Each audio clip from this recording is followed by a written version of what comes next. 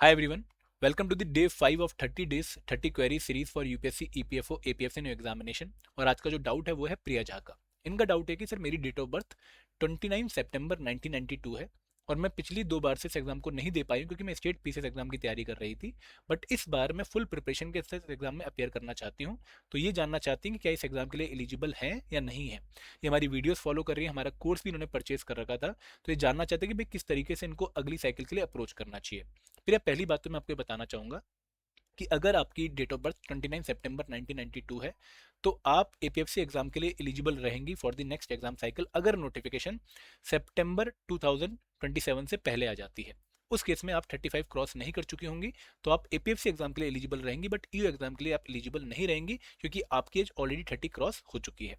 पहली बात। दूसरी बात कि अगर आप लोगों ने ऑलरेडी स्टेट पीसीएस एग्जाम की तैयारी कर रखी है तो आपने ऑलमोस्ट 60 से 70% सिलेबस एपीएफसी एग्जाम का भी प्रिपेयर कर लिया है क्योंकि काफ़ी चीज़ें ओवरलैपिंग है।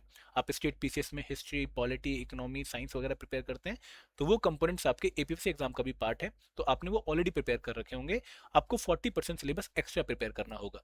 तो यहाँ पर अगर आप अपने करंट सिलेबस को रिवाइज करती रहती हैं और 2 घंटे डेली निकाल के जो एक्स्ट्रा कंपोनेंट्स आपने कभी नहीं पढ़े हैं like IR and labour law, social security, accountancy, उनको भी कवर कर लेती हैं, then you will be ready for the upcoming APFC exam. ठीक है। तो इसलिए आपको अभी से इस एग्जाम की तैयारी स्टार्ट कर देनी चाहिए। मैं यही कहूंगा कि आप अपना जो टाइम है, डेली ड्यूरेशन जो है आपका स्टडी का, उसको डिवाइड कर दीजिए 2 पार्ट में। एक पार्ट में आप रिवीजन करिए उस पोर्शन की जो आप ऑलरेडी प्रिपेयर कर चुकी हैं स्टेट पीसीएस एग्जाम के प्रिपरेशन में, और दूसरे पार्ट में जो कंपोनेंट्स आपने कभी भी प्रिपेयर नहीं किए हैं उनको आप वन वन करके प्रिपेयर करना शुरू कर दीजिए। I hope this will help you. Thank you very much.